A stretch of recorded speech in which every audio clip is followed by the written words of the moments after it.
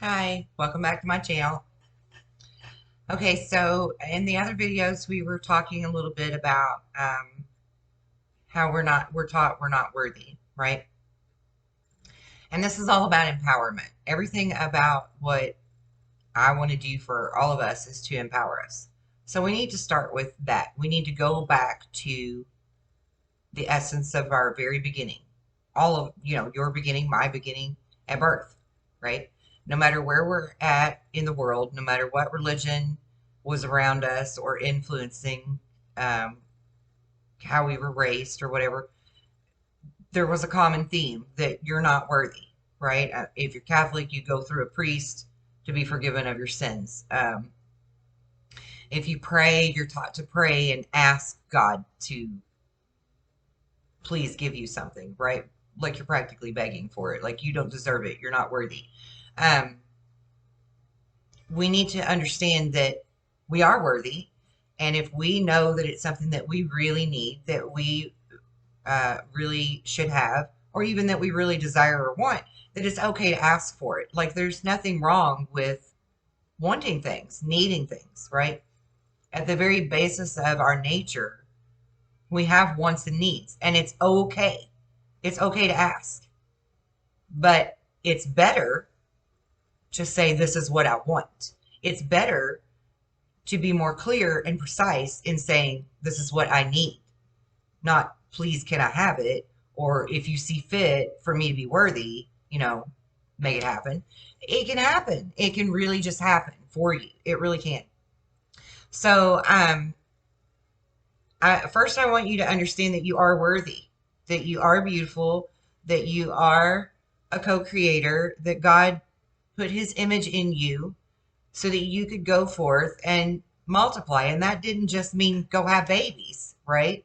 Um, Even though I have seven of them, uh, that's not all it means, right? You need to go forth and supply a bounty and um, grow your garden and have a harvest, have something to show for it, right? So I really want you to know that you are worthy.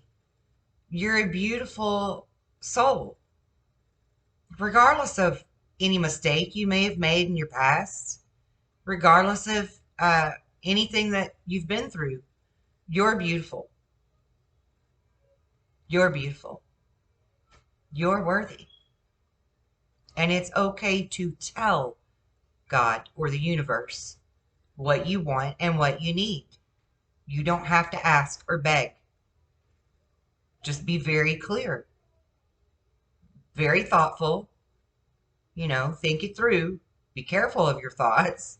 We don't want to ask for something bad, um, or be, you know, uh, not concise on what we're wanting. You need to be specific so that you don't get a hodgepodge of results, because that's really what happens a lot of times.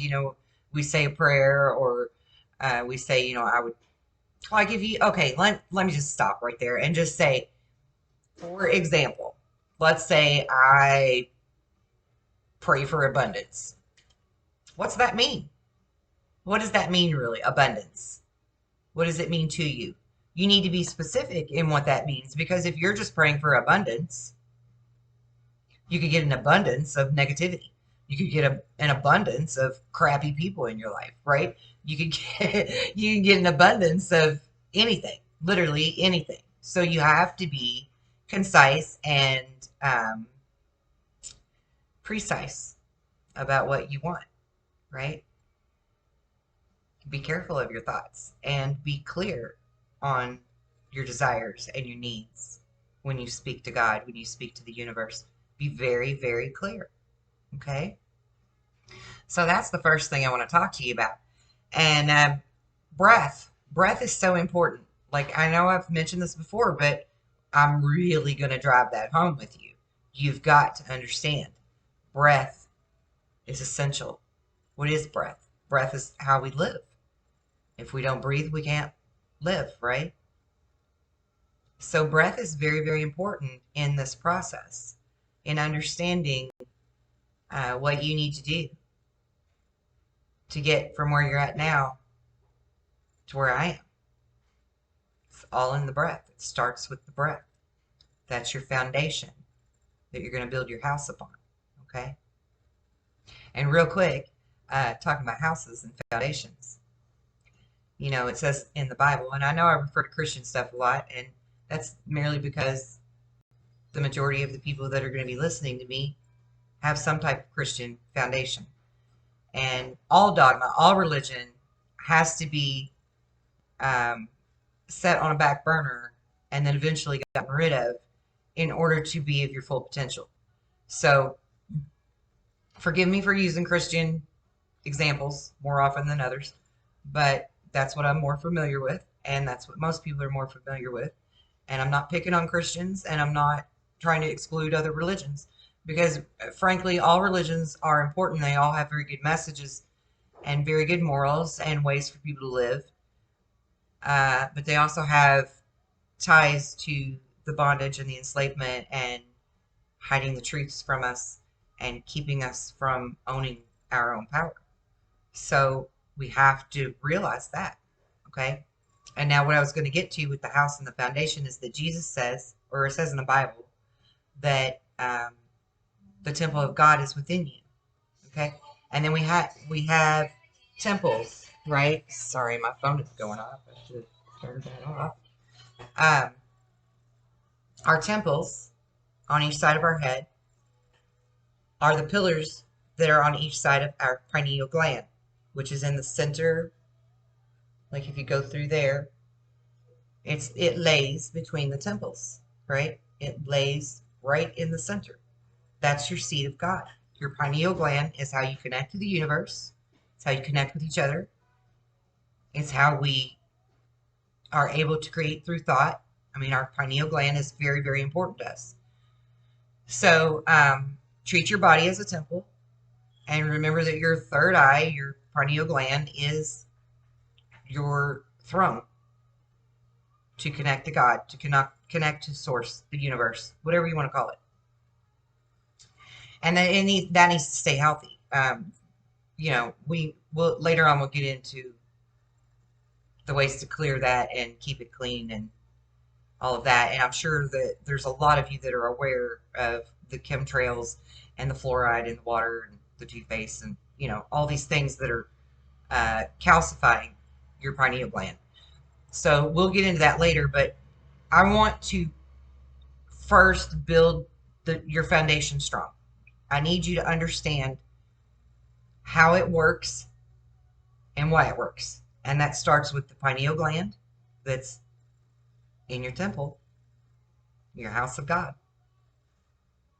and in your breath, which is what gives us life. Okay?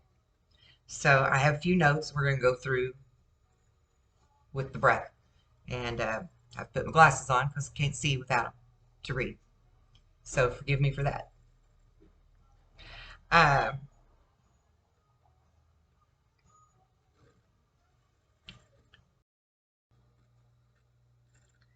Breathing is a tool that cannot be ignored, and you must know how to breathe properly.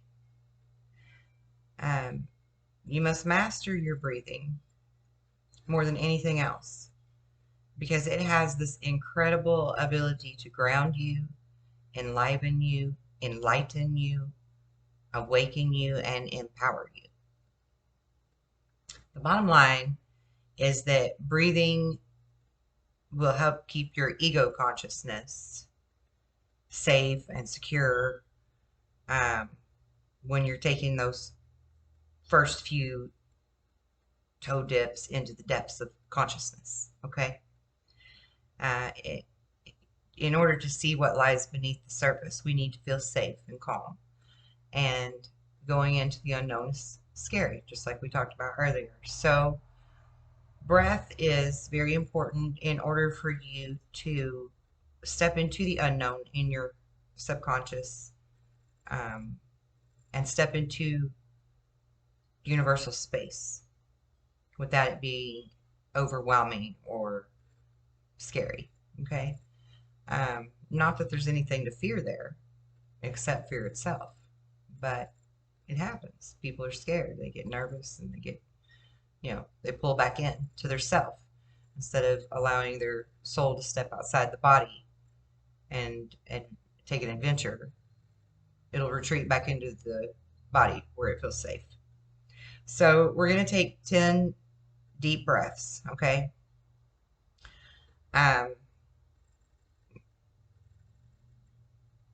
Deep breathing is important to calm you, to keep your vitals stable, all of that. So I want you to take deep breaths, but I don't want you to like force air into your lungs, okay? So you're going to take breaths that are gentle yet expanding.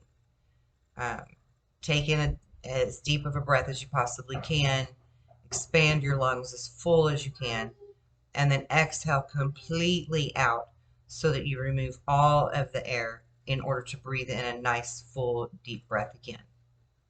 Okay? So we're going to take 10 slow, deep breaths. So we're going to take 10 deep breaths, okay?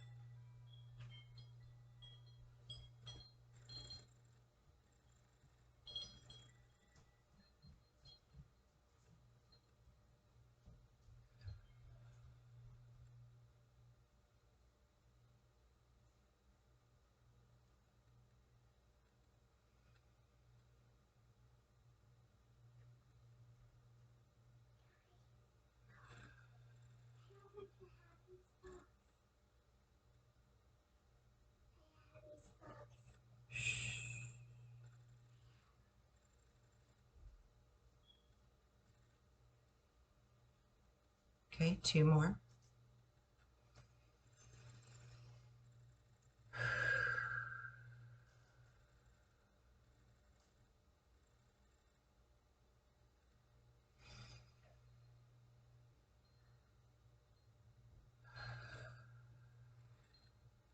Okay.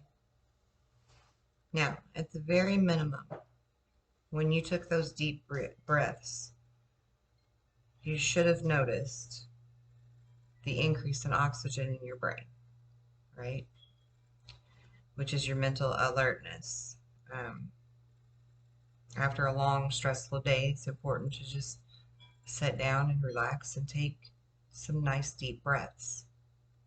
Get the oxygen flowing to your brain again, to your body. Breath is very important, okay? You should have also noticed some type of subtle shift.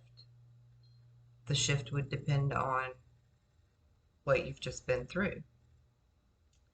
Um, Maybe not so subtle, actually. I mean, it could have been an overwhelming shift of just an incredible sigh of relief, of release, right? Letting it go.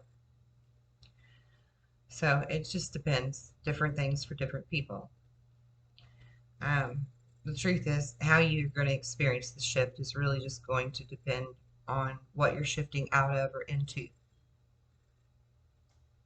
If before your 10 breaths you were feeling anxious, then afterwards you're going to feel more calm. Um,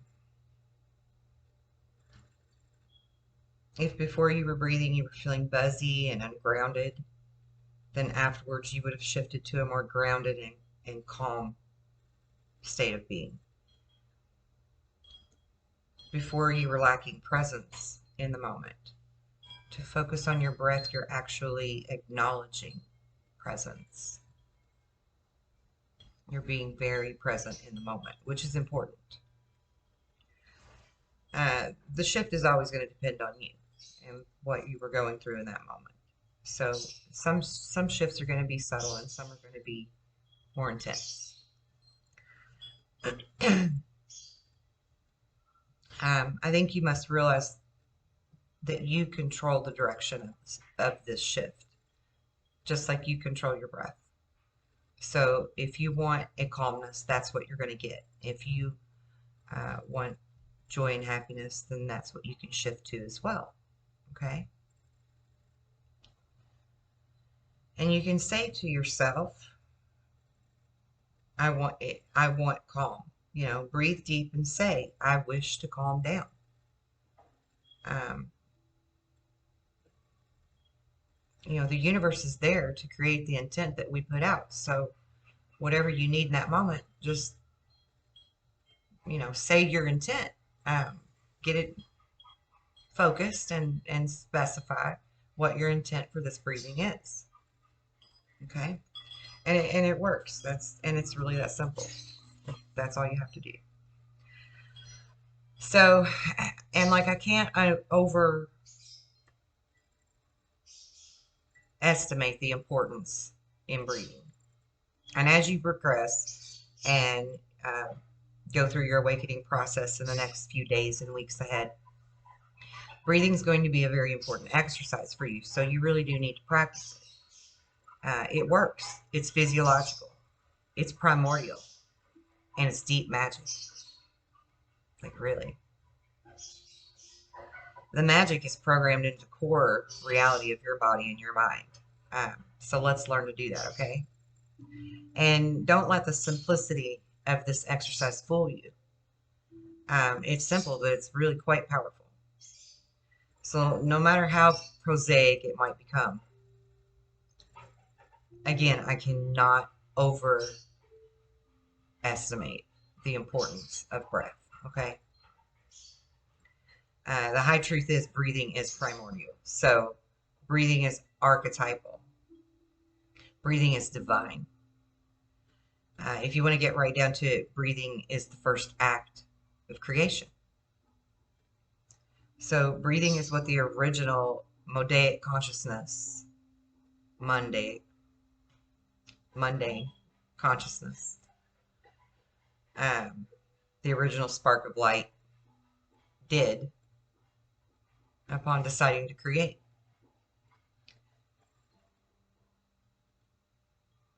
You know, creation, that's God, right? What we all of us associate with God or source. And breathing is the word of God. I think people really need to understand that. Words can't be spoken without air, without breath. So breathing is the word of God. Okay, it is the word of creation, or the definition of creation. It's powerful beyond measure. Breathe deep and say to yourself, I wish clarity. And clarity is what you'll have. Breathe deep and say, I want to awaken. And awakening you will do. Know that breath is the single most calming, grounding, life-affirming act or manifestation supporting exercise that you're going to do. When you're feeling anxious, when you're under stress, when you feel threatened, anxious, anxiousness wells up within you. Fear rises up in you. When you want to change direction, you want to manifest something new, deep breathing is going to help that. That's going to make that happen. Bring it to fruition. So take breathing very seriously. Breathing is the most important thing that we need in life, even over food and water, sunlight. It's the necessity of the continuation of life. So, like, seriously, take breath seriously. Learn to deep breathe and make it a daily habit. Make it a daily habit. Put it into your routine. At the beginning of every morning, at the end of every night, at noon, whenever you need it. Breathe. Just stop, be present in the moment, and just breathe.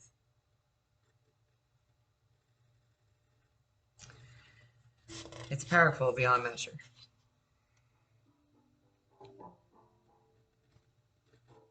So next we need to talk about self-confidence and trust.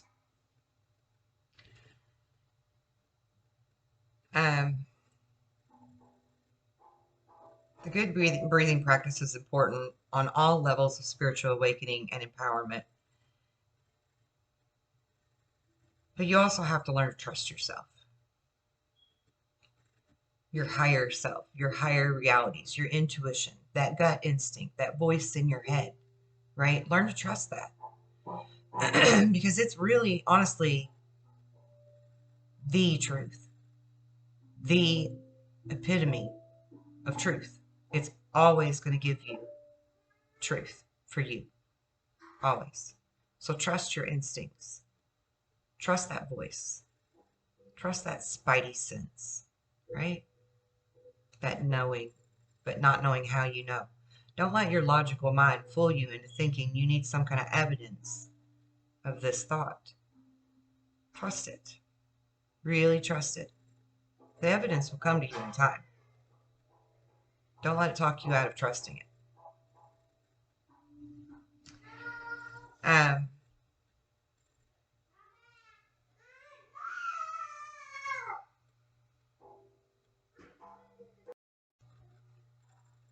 and don't just trust in your inner intuition. Trust in God. Trust in spirit. Trust in angels speaking to you. Trust in the higher realms that reach out to you, probably daily, that you usually just don't listen to because they're all around us. They only want to help guide our purpose and help us find happiness. So trust in them when they're speaking to you. Listen. Listen to what they're saying. They're going to keep you safe in many awkward or bad situations if you're listening. They're going to help guide you on your path. So trust God. Trust the angels. Trust all the spirits that are talking to you, because the negative the negative aspects to the spirit world are not really, they can't get in your thoughts, right? They can't hear what you're thinking. They can only hear things that you're going to say out loud because they're a lower vibration. So they're not in that telepathy type world, right? They can't tap into you the way that the good spirits can. So trust them, okay? It's not something to be scared of.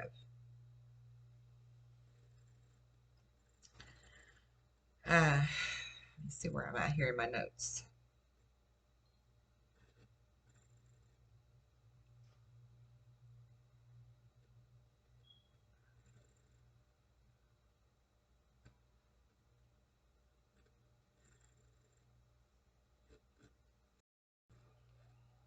Trust that love that comes from God, that God is love. Trust that spirit doesn't wish anything bad to happen to you, truly. And trust that you have the ability to find your way through to the other side under your own esteem and guidance. Trusting is really very important. Like the issues of hatred and anger, if you don't trust, you won't be able to wake up, right?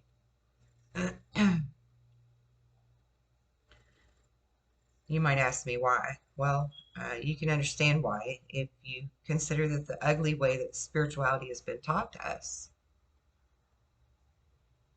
it's under attack. We're not supposed to be spiritual. We're supposed to go through someone else, believe their dogma, believe their rules, be enslaved by what they say is how we should live. And the way they tell it, we should just be okay with, them having more than us, we the masses. And, that's because there's somebody better, more special than us, and that we're less than, right? We had that discussion earlier. We're taught that we're less than, that we're not worthy. We're the weak. We're the meek, you know.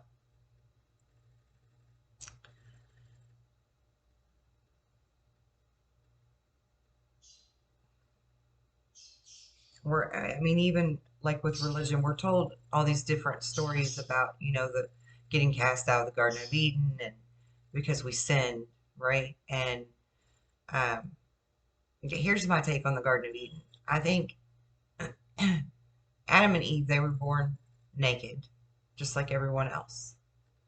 They grew up naked because they didn't have clothing, right? We didn't have sewing machines and ways to make textiles into clothes in those times. So they were naked. And it wasn't until she ate from that tree that she realized she was naked and that was somehow a bad thing. That was a dirty thing. Her instinct was to cover herself up. That's how God knew that they ate of the tree, because suddenly she's got these leaves on her to cover her body because she somehow thought that was a bad thing now, you see. And I think somewhere along the line that story got twisted up. What the version we're told of Adam and Eve in the Garden of Eden, it got twisted up so that we would be fearful of not obeying. And I know a lot of people are going to really not like that. I just said that, but that's really how I feel. I feel like it's just a way to make us obey. Um, I think, she was tempted by the snake, which, in my opinion, is the reptilians. And that's what, I mean, the reptilians want us to be low vibe. That's how they can survive here. Once we all raise our vibration, they can no longer remain. So that's food for thought too, guys. But anyway, I digress. We're taught, the Garden of Eden was a judgmental, punishing thing from our Father in heaven, right? Um, if bad things happen to people, we have this dogma that, oh, they must have sinned. They must have done something bad to deserve it. Well, no. I mean, sometimes shit just happens. And it's not because they were a bad person. And there's bad people that shit don't happen to. And it's because they didn't have any guilt for what they did. And we're our own judge. So, Mr. Bad Guy over here don't feel bad for being bad. He's not going to get nothing. Just like you being a good person, if you do something and stand your ground that other people would deem bad or sinful or, however they would want to word it, as long as you're secure in yourself that you made the right choice, it doesn't matter what everybody else thinks, right? And you're not going to get any repercussion for that because you really feel like that was deserved on someone. And that's fine. Sometimes people do deserve firmness, right? So that's something to keep in mind. Because you got to get rid of these dogmas. You got to get rid of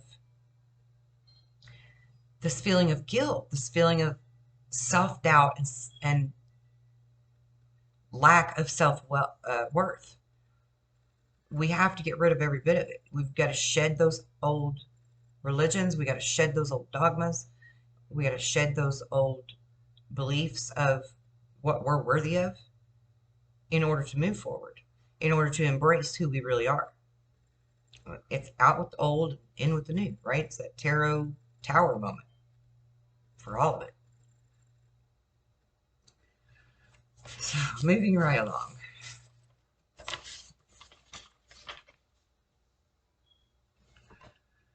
So, trust. That's the key. Breath is your foundation. Trust is your key. Trust in the love of God. Trust in the magnanimous character of spirit. Trust that the universe isn't out to get you. I mean, it's really that easy.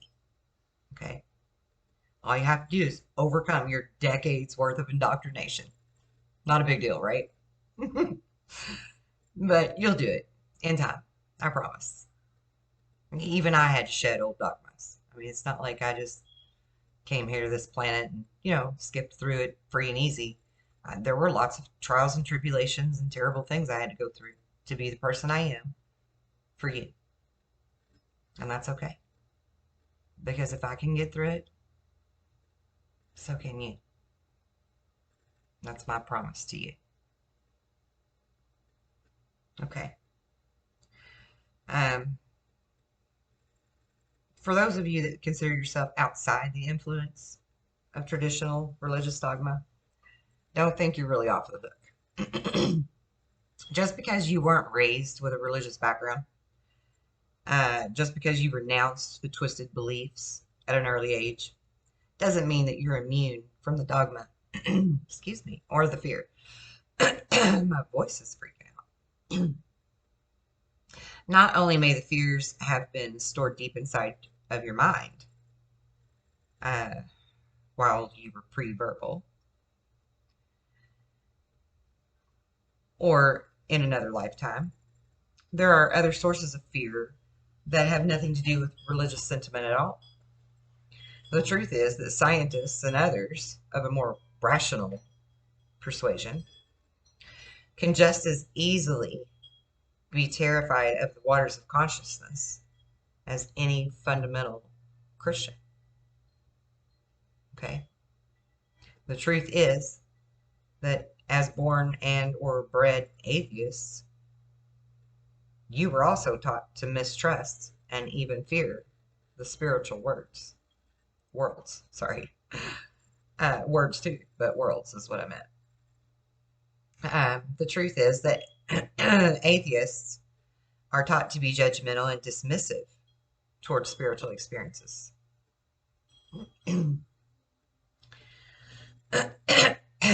Goodness. We're told that the spiritual world is for children or animists, primitive or schizophrenic, right? A lot of medical doctors would label children that are naturally gifted as autistic or ADHD or ADD or whatever, want to put them on medication rather than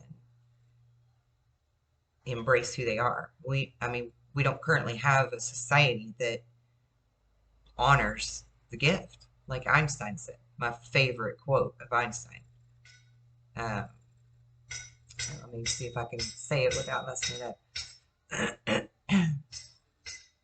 The intuitive mind is our sacred gift, the logical mind our faithful servant. Yet we've created a society that now honors the servant and has forgotten the gift. Pretty much all medical doctors, whether they're psychologists, psychiatrists, um, regular practitioners, surgeons, it doesn't matter. The majority of them go by scientific principle where God's not even in the equation. A creative intelligence isn't there, which is completely preposterous because, just the human being alone is so magnificent and amazing. We had to have been created by something that's quite intelligent, quite thoughtful, you see, full of thought, of the intent of how to create.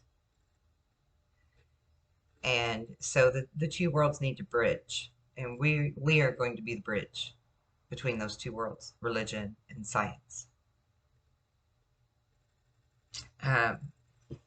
We have to all rise above what we were taught as children. We have to all rise above what we've been told, the stories that have been passed down to us and, drilled into us. That there's no such thing as a spirit world. It's just us in this 3 dimension. Yeah. I'm here to tell you that's a bunch of crap. Now, fear and avoidance have really been taught to us in some way, shape, or form. Fear the punishment, avoid the spiritual talk, whatever. And we need to just get past it all. And of course, those are extreme examples, but I really want to, hit home the importance of trust. Because, we have really been taught so much negativity toward ourselves, toward each other, toward the spirit world, religion, science. I mean, we're even negative towards science now because we know that there's stuff out there that they're not letting us have, you know. So, I mean, there's like lots of things that have went on to uh, reinforce not listening to all those things. And really, maybe we just need to listen with new ears and look at things with new eyes. You know, one of my favorite um, religious songs was always Amazing Grace because the words to that are just so perfect for what you're going to go through and what I've been through. You know, now I was blind, but now I see. I mean, that's going to be so freaking unbelievably real to you. It's going to be like mind blowing. You're just going to be like, wow, wow, how did I not see this before? And it's going to happen. Um, so inhale, exhale, be calm, and trust. That's the message that I want you to take away from this video. Inhale, exhale, be calm, and trust.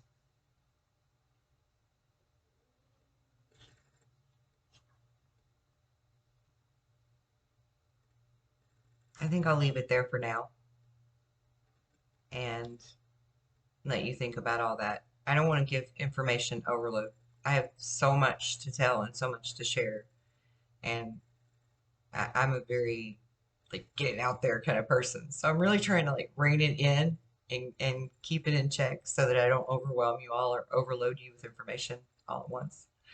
Um, so yeah, I think I'll just end it there. And again, don't forget to check the links below. I have a spiritual group on Facebook where we're gonna start doing exercises, um, practicing some fun mind games kind of stuff, things like that, easy stuff, baby steps. So be sure to click that link and go there. If you need personal advice, guidance, tarot reading, uh,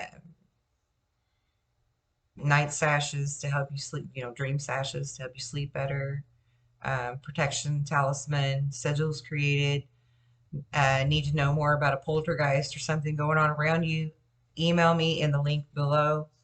I'll help you best way I can. If I can't find the answer for you, I'm determined to make sure you find it somewhere. And I, again, never charge for my assistance. I am in service to others. This is God's mission and God's purpose, and I'm merely the vessel. So donations are welcome, but knowledge is free. And just a minute, baby. And knowledge is power. And just move forth with trust in yourself and in God and in this beautiful movement that we are calling the Great Awakening. Trust that. Because, man, I can't wait. It's going to be really beautiful. So, yeah, see you in the next video. Check out them links. Okay, bye.